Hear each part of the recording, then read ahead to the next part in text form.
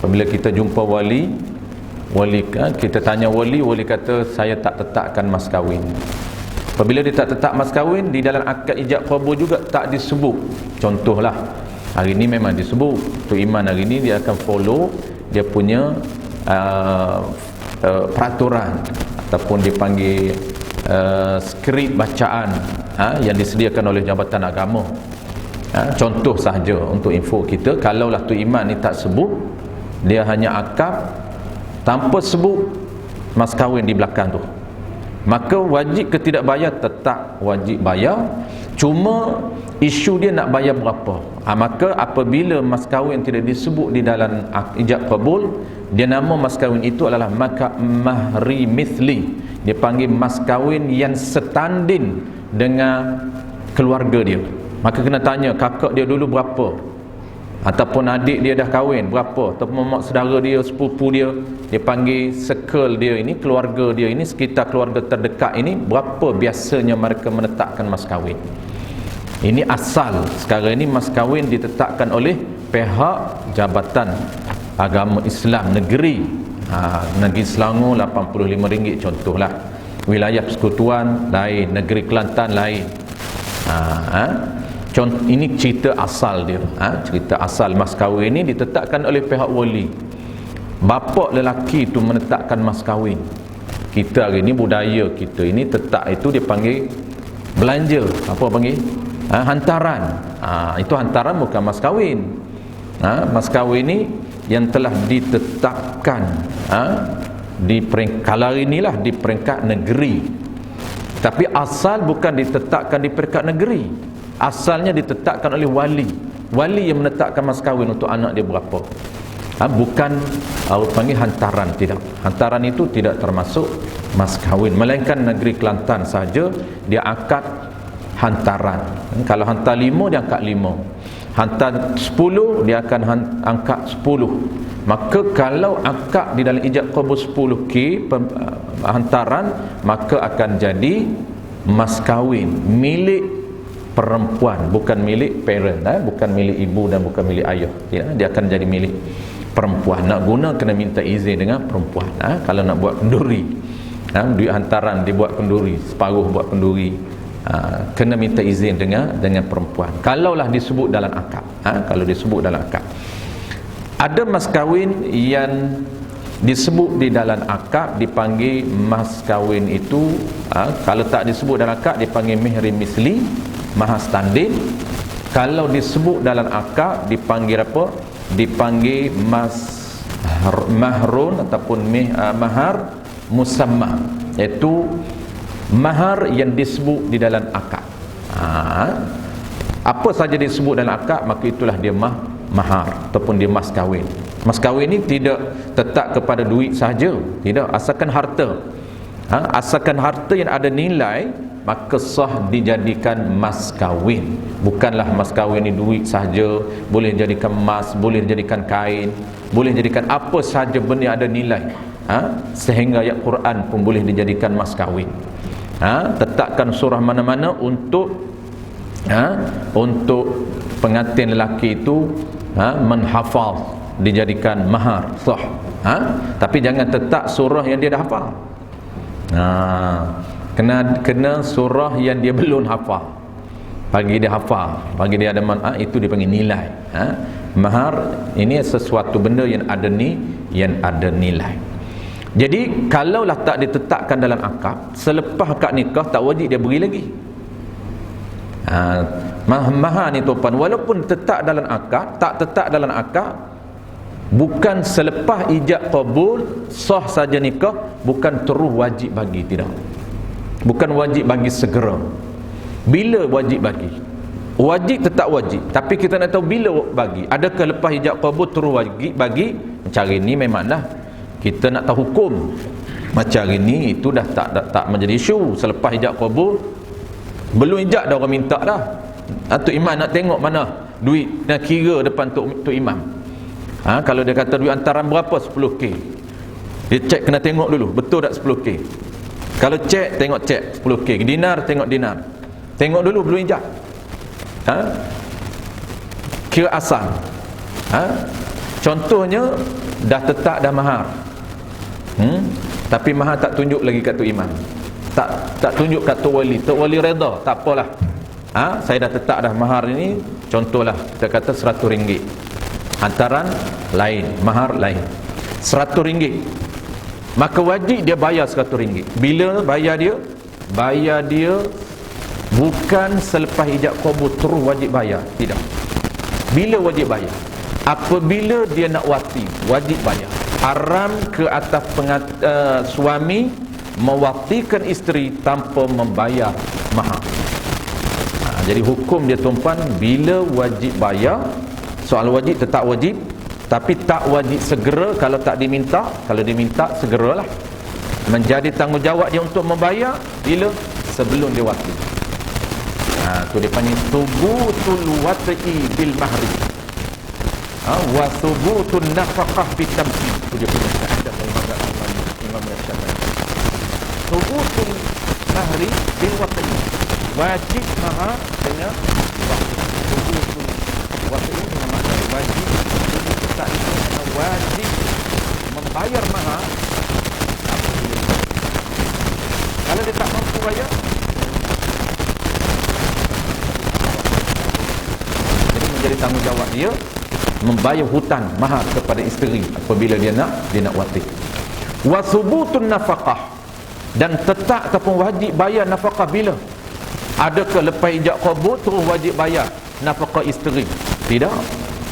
Wajib kita ijab pagi, tengah hari dia dah nak makan dah, isteri kita dah sah dia ijab kabul, adakah wajib bayar terus makan tengah hari dia? Kerana menjadi tanggungjawab suami menyediakan makan untuk isteri setiap hari, makanan wajib. Dalam kitab fiqh yang detail tuan-puan, munakah yang detail, dia akan cerita nafkah yang wajib dan nafkah yang sunat, baru kita tahu pemberian untuk isteri kita setiap hari ni yang mana wajib, yang mana sunat, yang mana rekod wajib, yang mana catatan sunat yang kita berikan kepada suami kita, isteri kita. Itu akan datang. Tak silap saya, kitab ini dia kecil, dia tak bincang detail. Isu dia tuan-puan, apabila selepas ijab kabul, sah ijab kabul pagi, maka tengah hari isteri dah nak makan, adakah wajib sedia? Jawab dia belum wajib. Dia kena cari duit dia sendiri lagi, ataupun wali dia lagi. Sebab isteri ni tuan-puan, perempuan ini, dia kewajipan makan, minum dan tempat tinggal dia bapak dia, walaupun dia dah balik. Walaupun dia dah balik, dah kerja, kalau dia tak nak guna duit dia, tak haram. Maksudnya tak, orang panggil apa? Tak salah, tak haram. Dia tetap berada bertanggungjawab bapak dia, walaupun dia dah ada duit. Dia lain dengan lelaki. Lelaki ni balik saja, tidak menjadi tanggungjawab bapa untuk menyediakan nafkah. Apabila sebut nafkah tuan-puan, merujuk pada tiga.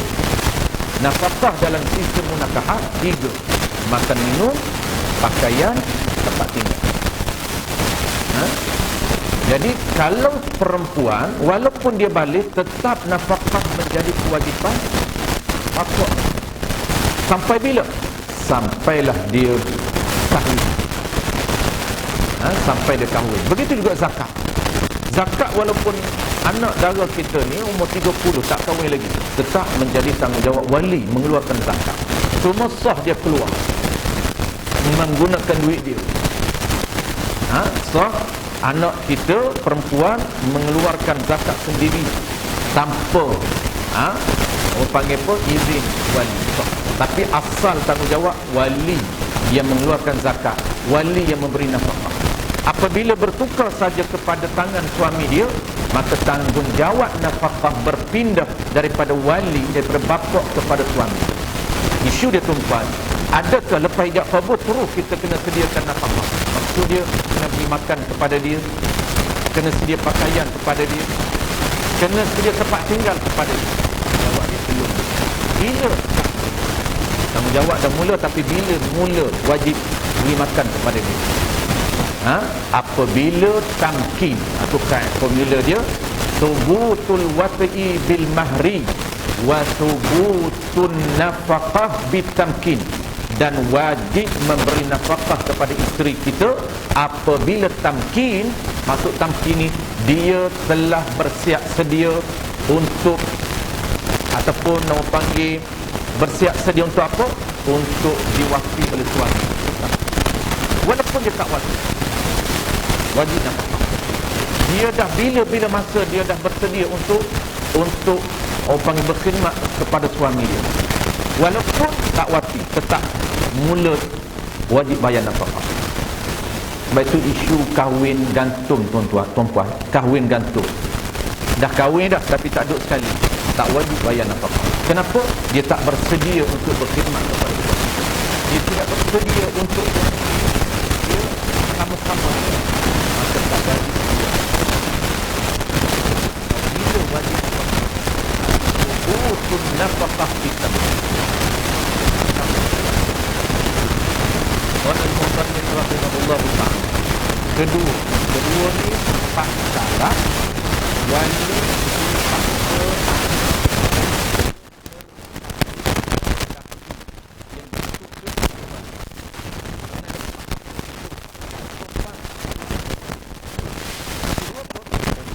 jangan lelaki itu, lelaki yang perempuan itu yang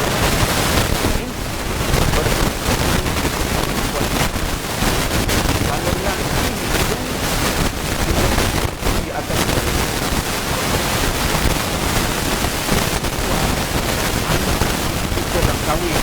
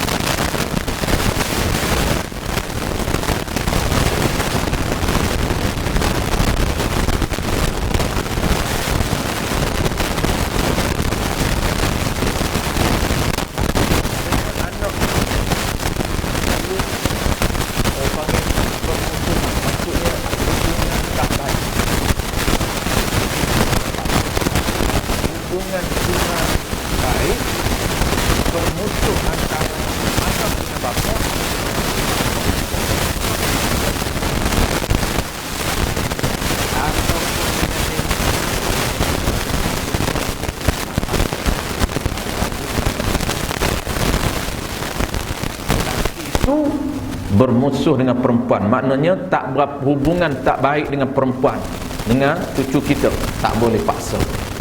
Ataupun juga hubungan cucu dengan nenek ini tak berapa baik hubungan dia, tak boleh paksa.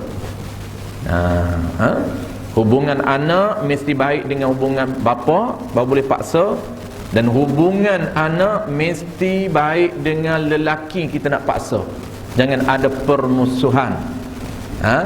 Kalau ada permusuhan ataupun perhubungan mereka ni tak ngam, tak boleh paksa. Tu sektor yang kedua, mudah saja. Kalaulah mereka ni ada perhubungan yang baik, maksudnya tidak ada permusuhan antara lelaki yang kita nak paksa ini dengan anak kita ini, maka boleh dipaksa. Itu dua. Yang ketiga, dia kena cukup 4 baru boleh paksa. Bukan senang kita nak paksa walaupun kita ada kuasa mujib ijbar, dia panggil kuasa mujibir, kuasa ijbar, kuasa memaksa. Tapi tidak sewenang-wenang kita boleh paksa. Kena cukup 4 syarat. Dan ketiga daripada 4 syarat, mesti lelaki itu kufu lelaki itu dengan perempuan itu. Kufu. Masuk kufu ni tuan-tuan standing. Ini kufu dari segi syariat, bukan kufu dari segi orang kita. Ni kena tahu ni. Ada orang kita ni tuan-tuan, dia ikut kufu mengikut penilaian dia. Tua muda tak kufu. Tu kita. Islam dia ada kriteria kufu. 4 ataupun 5 kriteria untuk menilai mereka berdua ini, lelaki dan perempuan, bakal nak kahwin kufu ataupun tidak. penilaian dia mesti ada 5 syarat yang kita akan baca sekejap lagi. Dia panggil 5 perkara yang termasuk dalam kufu. Kalau kita kena cek mereka berdua ni kufu ataupun tidak. Kufu boleh dipaksa, tak kufu tak boleh paksa. Ciri kufu kita akan bincang di bawah 5. Cuma asas dia kufu yang kita kena tahu dari sudut syariat munakahat, bukan dari sudut kita. Kita cantik tak cantik tak kufu. Oh, perempuan cantik, laki biasa je, tak kufu. Oh, laki hitam, perempuan putih, oh perempuan gelap, laki pula handsome, tak kufu. Tetap kufu. Dari segi cantik tak cantik tidak diambil kira, tua muda tidak diambil kira. Itu kufu. Sekejap lagi kita akan bincang. Baik, yang keempat, perempuan itu dara, baru boleh paksa. Syarat nak paksa dia mesti perempuan, anak kita ini dara. Kalau anak kita janda mesti izin, tak boleh paksa dia. Kalau dia tak izin, tak sah paksa dia. Sebab itulah tuan-tuan, isu yang kita pernah sebut, sunat sebelum akad nikah, bapa mesti tanya wali. Bapa mesti tanya anak dara dia. Maknanya wali mesti tanya anak dara dia. Walaupun mereka ni dah kenal dah, sunat juga kena tanya. Sebab tu kalau tuan-tuan perasan, ini tak tahulah, tempat saya tu Iman akan minta bapa. Dia tanya, mana bapa ni? Saya lah wali. Mana anak? Anak adalah duduk dalam bilik. Ada kalau dia di akad nikah di rumah, anak duduk dalam bilik. Pergi tanya dulu anak. Tanya dulu. Dia setuju dah. Jawab dia, ayah ni tanya apa tu Iman, mereka kenal lama dah, duk berkira dua tu bukan kita cari.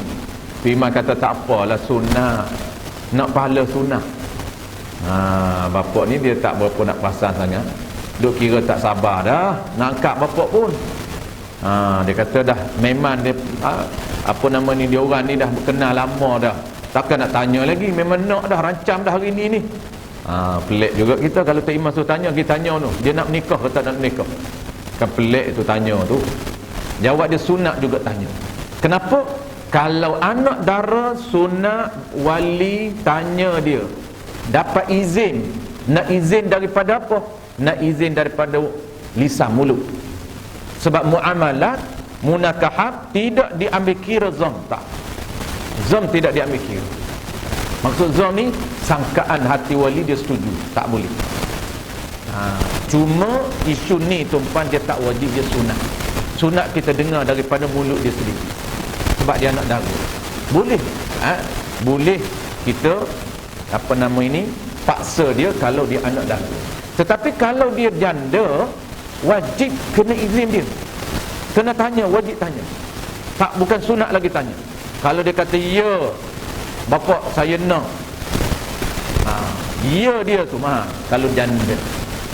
Janda ni dia beza dengan dara, tak boleh sama dengan dara. Dia ada pilihan sendiri kalau janda. Dia bukan lagi wali dia menentukan. Cuma wali ni tukang angkat saja. Kalau janda kata saya nak kenal dengan kawan ni, wali setuju, maka wali tukang angkat. Dan keempatnya, perempuan itu dara.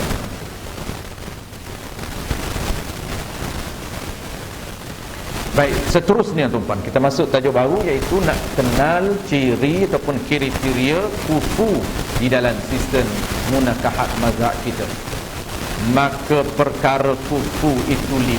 Kufu ni maknanya setanding dari segi orang panggil apa? Syariat. Mereka ni standing dan layak, sesuai dari sudut syariat. Itu makna kufu. Itu kufu dari segi syariat. Kufu dari segi fitrah, bukan kufu dari segi diri Tuhan. Walam yakun lahu kufuwan ahad. Kufu juga.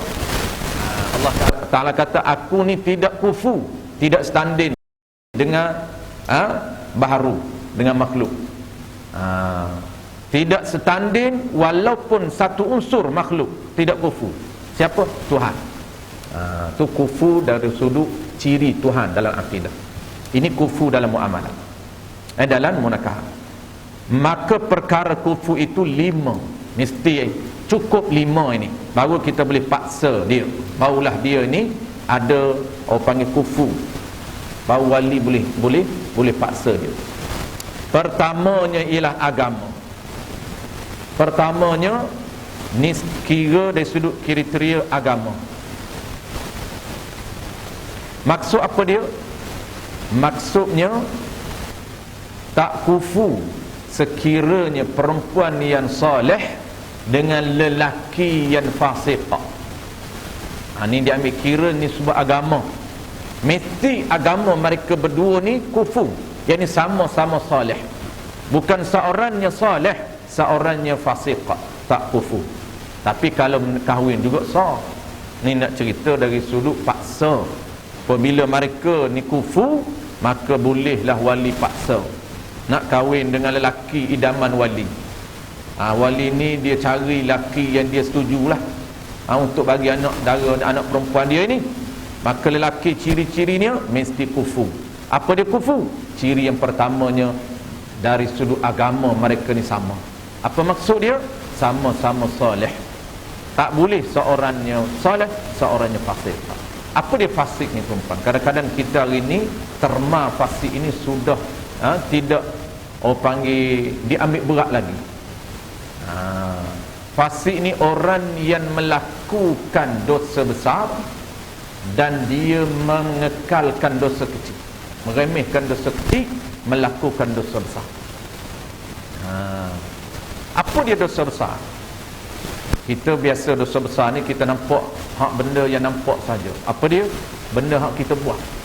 Dia dosa ni tuan-tuan, ada benda yang buat, ada benda yang tinggal. Kita kena cek dua-dua. Ada benda yang kita buat, mencuri, dosa besar, mengumpat, dosa besar, kazab, melakukan pendustaan, penipuan, dosa. Ada dosa kecil, ada dosa besar. Ada dengan sebab tinggal, tak melakukan perkara tu, duduk diam dia, dosa juga kerana dia duduk, tak buat apa pun, tak bergerak, tak berjalan, tak mengumpat, tak mendengar perkara haram, tak bertutur perkara haram, tangan tak bergerak melakukan perkara haram, kaki tak berjalan ke tempat haram, duduk. Dengan sebab dia duduk tu ada perkara haram. Apa dia? Antaranya ialah dia meninggalkan daripada mencari ilmu, kenal Tuhan. Itu haram, dosa besar. Selagi mana dia tak kenal Tuhan dengan betul, dengan sahih, maka selagi itulah direkodkan haram, haram, haram, haram. Kenapa?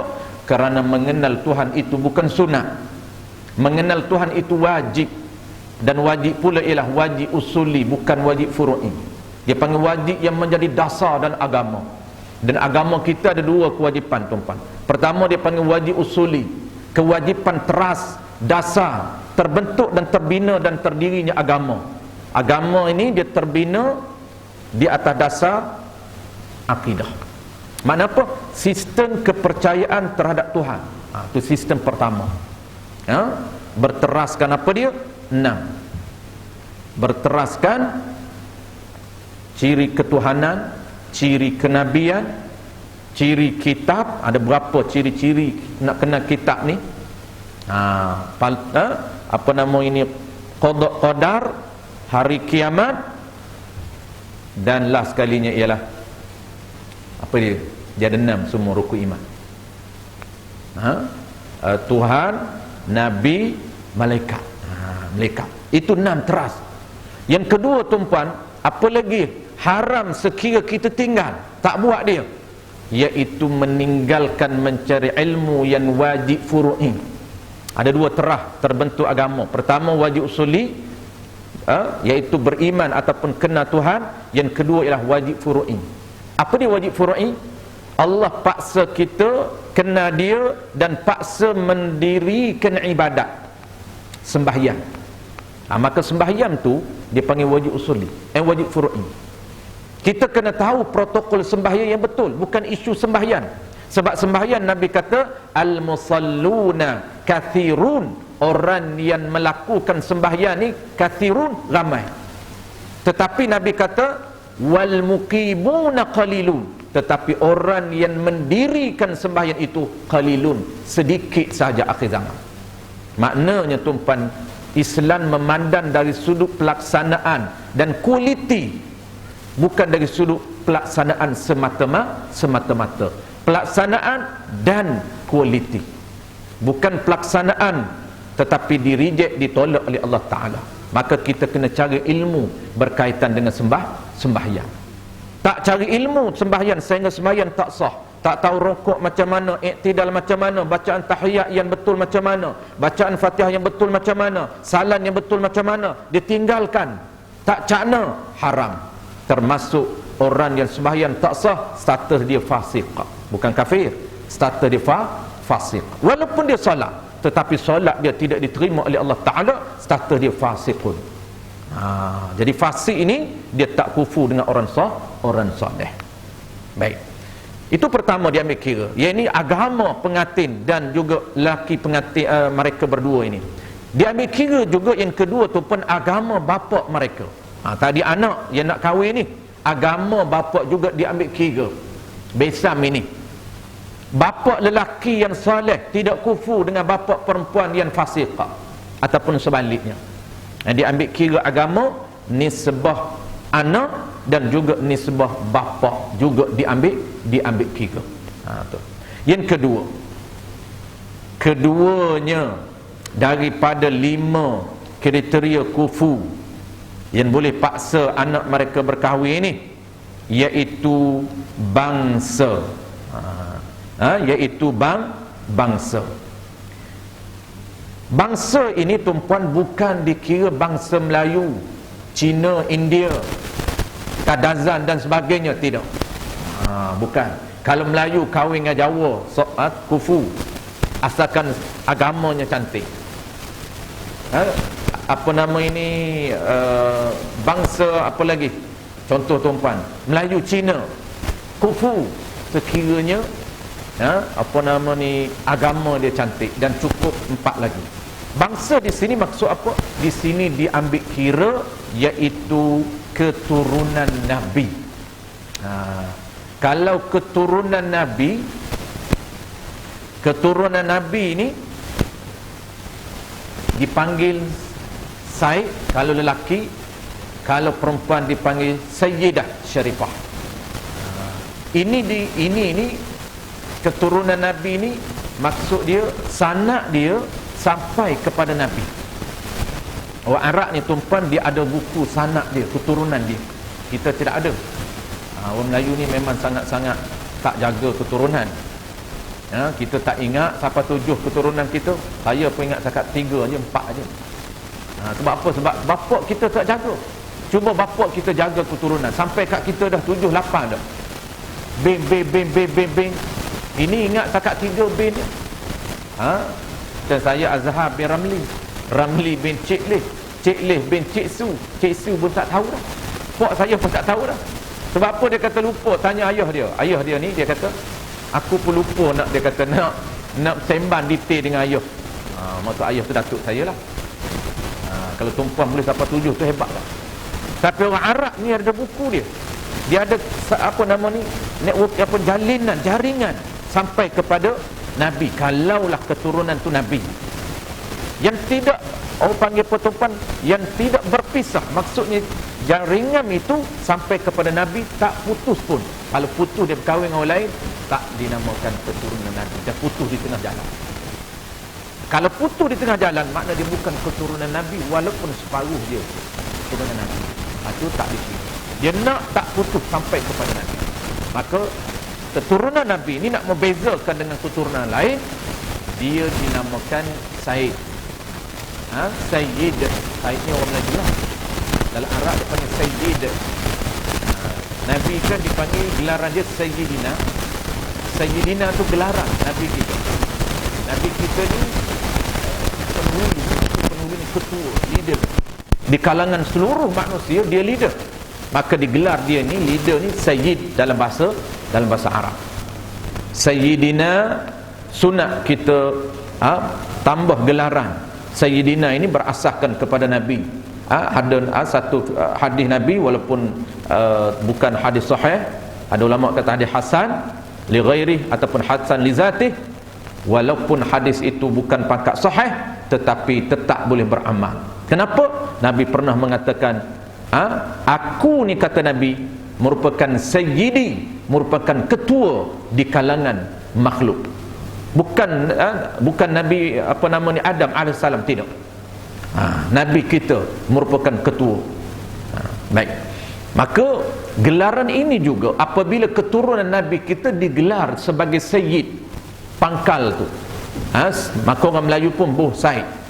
Tapi Said orang Melayu ni jangan duk, tuan-puan jangan duk taksub sangat. Kena tengok, kena yakin.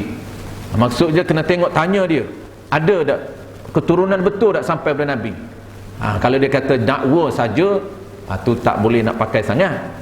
Kena tanya, dia kata ada, datuk saya ada simpan buku sampai pada Nabi, sebab tu saya Said. Said Kelantan banyak tuan-puan. Tapi tak pasti adakah bersambung kepada Nabi. Cuma dia dakwa dia Arab. Dia Arab. Jadi Arab ini ada kalanya Said ini Arab tapi bukan Nabi, ada kala Said ini memang sampai kepada Nabi.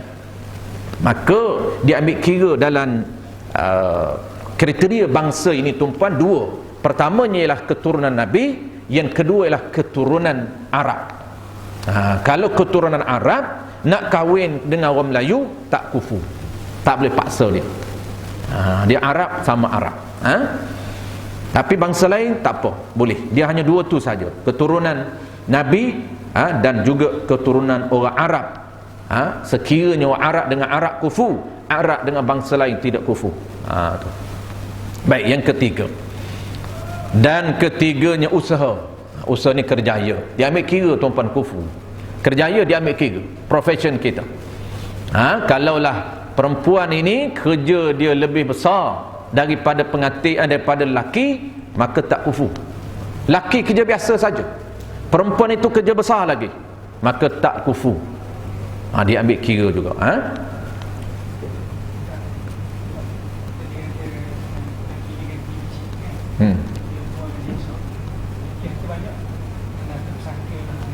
Laki kaya lah.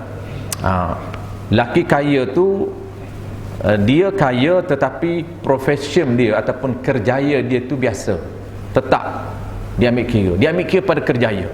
Melainkan dia ni kerjaya sendiri lain. Kalau kerjaya dia sendiri lain. Contoh dia bisnes. Bisnes memang kaya lah, contoh lah kan, memang dia kaya. Lepas tu bisnes pula. Ini maksudnya kerjaya ni kerjaya rasmi. Profession. Contoh tukar kebun dengan pensyarah, bini pensyarah. Ramai kawan saya ada di kampus pensyarah, umur 30 lebih, tukar kebun tak apa, asalkan dia kata asalkan baik. Dia bukan nak apa, dia nak lelaki je, lelaki yang baik. Dia kata bukan apa salah tukar kebun, sebab duit saya dah ada, dah pensyarah dah, duit beribu kan. Ada 2-3 orang. Bukan tak laku kan. Yang tuan kata kenapa pula pilih tukar kebun? Cinta kan buta. Apa nak heran pada profession kan? Cinta, dia tak mengenal profession. Dah segok kan? Handsome, macam abang kita lebay ni, dah lah pakai serban handsome pula kan? Tapi dah not available lah. Bukan iklan. Saya single ustaz tapi not available. Macam mana tu? Payah juga tu. Baik. Yang keempat, dan keempatnya merdeka. Yang ini mudah tuan-tuan. Dan keempatnya merdeka. Jadi perempuan merdeka, dia tak sekufu dengan lelaki yang hamba. Tak boleh. Tak boleh paksa dia, tak sekufu. Kelimanya, jangan ada aib. Dia ada 5 je. Jangan ada aib yang boleh fasah nikah. Tak boleh sekala perempuan ada aib yang boleh fasah nikah. Apa maksud aib? Aib ini bahas terma yang orang panggil khusus, yang digunakan di dalam munakahat. Dia bukan aib kita. Maksud aib ini, sekiranya perempuan ini ada penyakit, tak boleh paksa dengan lelaki yang ada penyakit. Penyakit apa? Iaitu perempuan ini ada penyakit, disebut dalam kitab fiqh, penyakit satunya dipanggil qarnah, iaitu tulang tumbuh. Tulang ini dia tumbuh dalam faraj. Ni seperti tulang. Itu dipanggil aib, tak boleh nak paksa. Ketumbuhan ini dia bukan ketumbuhan biasa. Tulang ini iaitu ketumbuhan yang boleh menghalang daripada zakar masuk, tak boleh. Itu dipanggil dari istilah khusus, nama dia ialah qarnah. Itu nama dia, iaitu faraj itu tersumbat dengan tulang. Ada ketumbuhan daging ataupun dipanggil tersumbat dengan daging, dipanggil rafqa, tersumbat dengan daging. Dua-dua ni dipanggil aib. Tersumbat dengan daging pun zakat tak boleh masuk, tersumbat dengan tulang pun zakat tak boleh masuk. Maka kalau perempuan ada penyakit, orang panggil penyakit ni special case ni dia bukan semua orang, jarang-jarang saja ada. Kalau ada, maka dikira aib. Aib yang boleh fasah. Mana aib yang boleh fasah. Kalau lelaki ni orang panggil dia tak nak cerai, dia boleh minta fasah. Dia kata saya ni ada aib, saya ni ada penyakit. Laki tak nak cerai dia boleh minta supaya laki dia fasah dia. Fasah lain, cerai lain.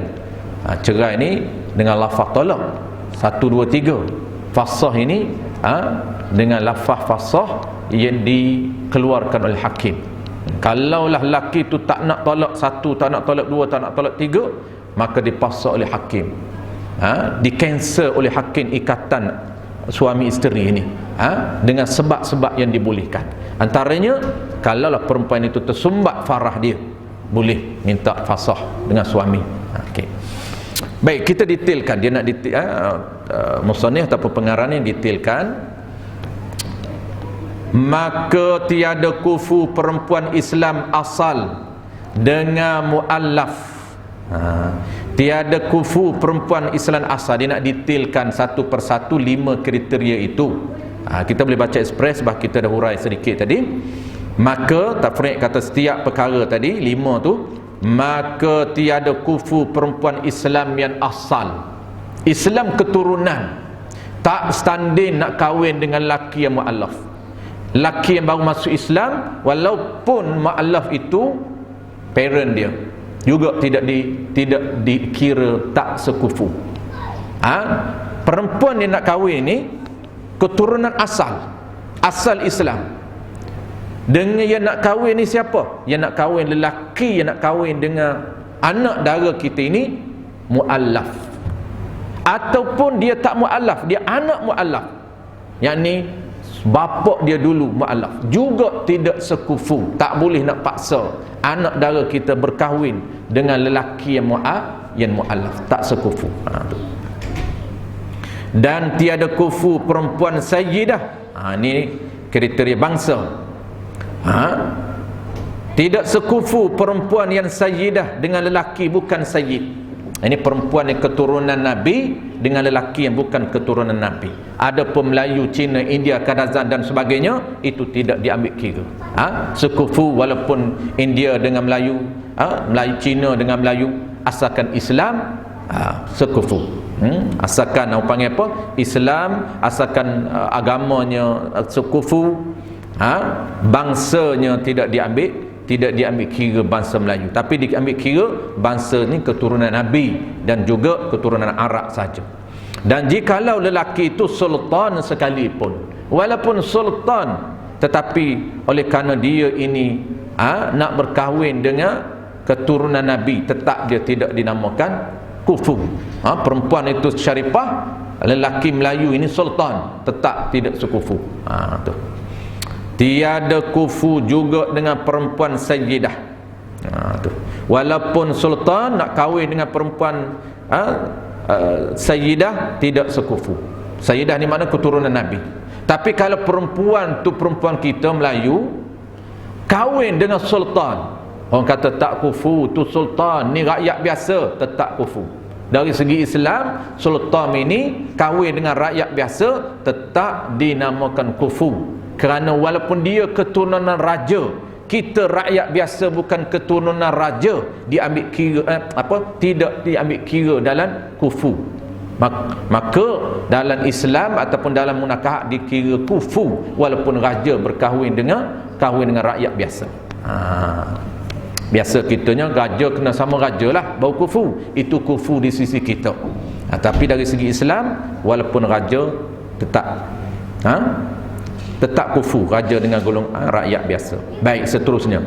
Dan tiada kufu perempuan salihah dengan lelaki yang fasik. Dan tiada kufu perempuan anak orang alim dengan lelaki anak orang jahil. Ini parent, dia kira parent. Kalau orang alim, kufu kamu orang alim. Kalau orang jahil, sama orang jahil. Tu.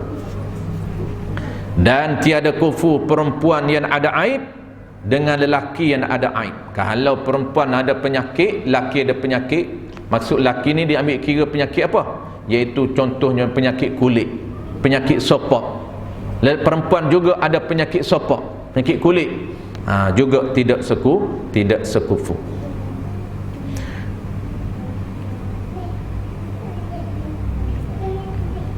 Dan keduanya wali yang bukan mujbir. Baik, ini kita akan sambung bulan depan. Wali yang bukan mujbir ini pembahagian yang kedua. Pertamanya ialah wali mujbir, wali yang boleh paksa anak dara dia berkahwin dengan lelaki yang cukup syarat. Dan wali mujbir ini ada 4 syarat. 4 syarat apa? 4 syarat untuk dia boleh paksa. Syarat yang keempat itu kufu. Syarat yang ketiga kufu. Kalau kufu, dia boleh paksa. Kufu tu ada berapa kriteria? Ada 5 kriteria kufu. Baik, kita akan pindah akan datang, iaitu pembahagian wali yang kedua. Nama dia adalah wali yang ghair mujbir, wali yang tidak ada kuasa untuk dia paksa anak dara dia, tak boleh paksa. Apa dia? Selain daripada bapa ke atas. Aban tidak wali mujbir. Aban tak boleh paksa adik dia kahwin dengan sesiapa lelaki dia suka, tak boleh. Kena cukup syarat.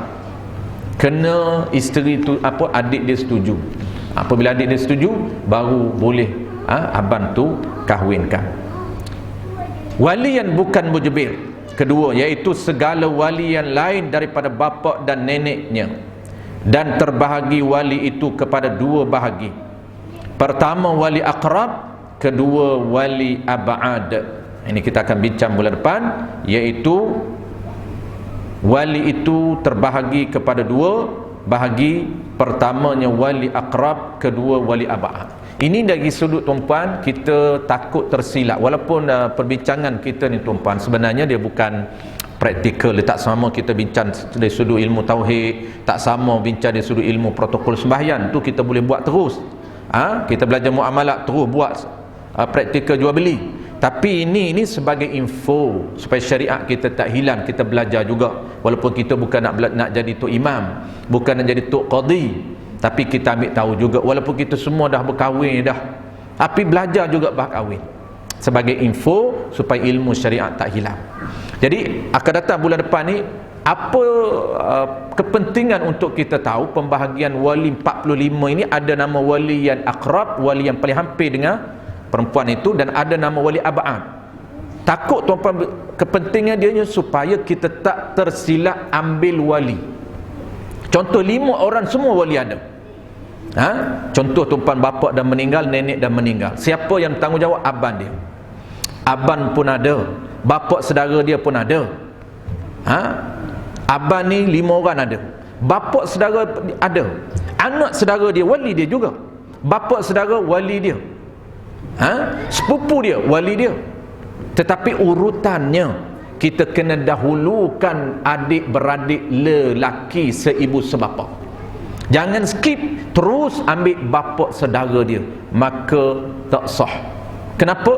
Kerana dia kena kenal mana wali akrab, wali yang paling hampir dengan perempuan ini, sah orang yang nak akad nikah ataupun nak pas kepada imam. Kalau tersilap, adik-beradik masih ada, dia tinggalkan adik-beradik dia, dia ambil bapa saudara dia yang hampir dengan dia. Dia kata, saya rapat dengan bapa saudara saya lagi daripada adik-beradik saya. Maka kesilapan daripada memilih wali menyebabkan tak sah dia punya akad nikah dia. InsyaAllah tuan-tuan, akan datang kita akan sambung pembahagian wali akrab dan juga wali ab'ad. Bismillahirrahmanirrahim. Alhamdulillahi rabbil alamin. Wassalatu wassalamu ala asyrafil anbiya'i wal mursalin wa ala alihi wa ashabihi ajma'in. Allahumma faqihna fid din wa 'allimna ta'wil waj'alna minal ulama'il 'amilin waj'alna minal mukhlisin. Wa sallallahu ala sayyidina Muhammad wa ala alihi wa baraka wa sallam. Walhamdulillahi rabbil alamin.